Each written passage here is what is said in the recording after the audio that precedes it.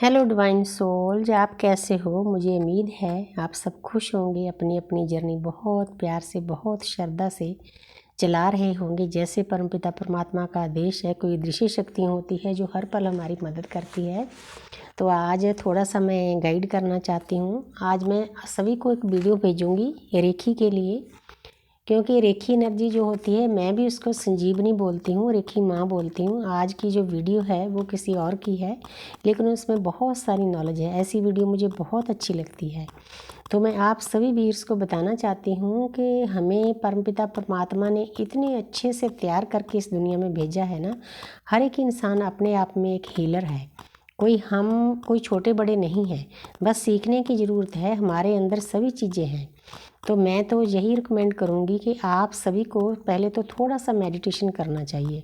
Meditation करने का कारण यही है कि जो मदर अर्थ है इस वक्त बहुत पेन में है, बहुत दर्द में है।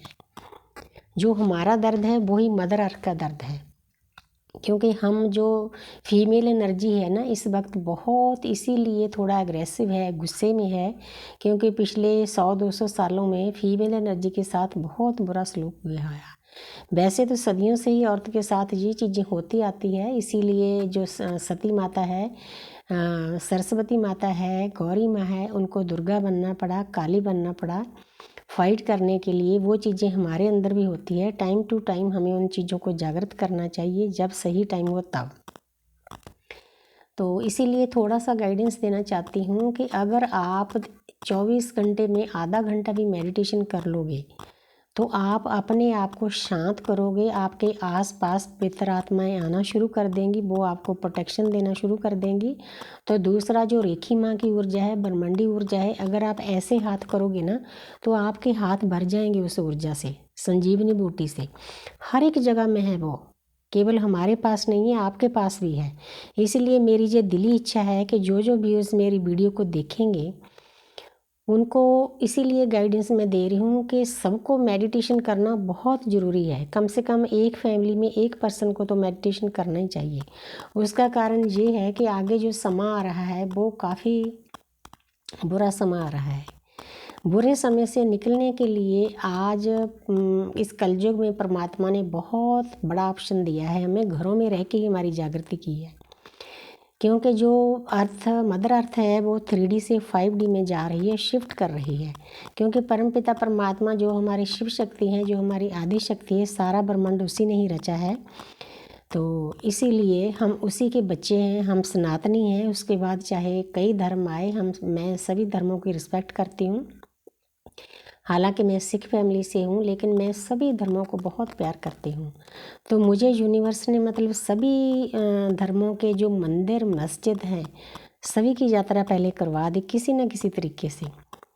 बहुत मंदिरों में गई हूँ मैं, तो मैं अजमेर शरीफ में गई हूँ, चर्च में भी गई हूँ। ये चीज़ें मुझे बहुत अच्छी लगती है।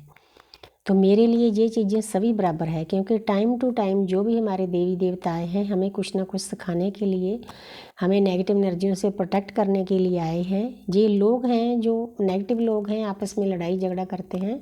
हमने ऐसा नहीं सोचना। जो आत्मा की यात्रा पर चल पड़ता है इंसान, उसका धर्म सबसे ऊपर होता है, परमपिता परमात्मा से जुड़ना, बाकी सब धर्मों की रिस्पेक्ट करना।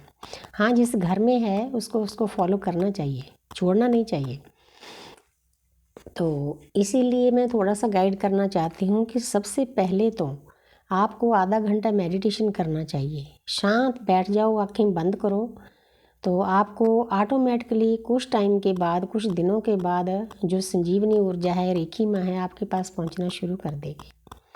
आपको प्रोटेक्शन मिलना शुरू कर देगी। जब आप मेडिटेशन करोगे, अकेले आपका भला नहीं होगा। सबसे पहले तो खुद का भला होगा, फिर आपके परिवार का, फिर आपकी कुल का, फिर आपके पूरे गांव का, शहर का, देश का, पूरी प्रकृति का। क्योंकि इस वक्त मैं आप सभी को विनती करती हूँ कि इस वक्त ये स्थिति लानी बहुत ज़रूरी है, क्योंकि हमें जो कॉन्शियस लेवल है धरती माता का वो हाई हो रहा है, 3D से 5D में जा रहा है। कॉन्शियस ऊर्जा है, तो हमें भी अपनी ऊर्जा को बढ़ाना चाहिए, क्योंकि हम जो बोलते हैं, हम जो सोचते हैं वो ही ब्रह्मांड पर जाता है, वो ही हमें वापस आता है। इसीलिए संकल्प से ही सिद्धि होती है। इसीलिए आप कभी भी किसी को बुरा ना बोलो, चाहे सामने वाला जैसा भी है, उस पर तरस खाओ कि उसकी अंदरूनी हालत क्या है। उसके साथ फाइट नहीं करनी, प्यार से समझाने की कोशिश करो, ना किसी के बारे में बुरा सोचो ना करो। अगर कोई सामने वाला बुरा बोलता है तो उसको प्यार से डील करो, बैलेंस में रहकर बात करो। तो बैलेंस करने की हमारी लाइफ है, इसीलिए हमने इस धरती पर धरा पर जन्म लिया है। तो उसके बाद आती है रेखी माँ की बारी। तो अगर आप ऐसे हाथों को मसल कर भी करोगे ना, आप हील करोगे अपने आप को। कहीं आपके पेन है, सर में पेन है, कहीं बाजू में है, गोडे में है, नी में है, कहीं भी आप उस पर हाथ रखोगे ना तो उसके साथ भी राहत मिलेगी। क्योंकि हर एक इंसान के अंदर उतनी ही शक्तियाँ हैं, कोई छोटा बड़ा नहीं इस धरा पे। तो इसीलिए थोड़ी सी मैं गाइडेंस देना चाहती हूँ। सबसे पहले मेडिटेशन, सेकंड थोड़ा सा रेखी माँ के साथ जुड़ो।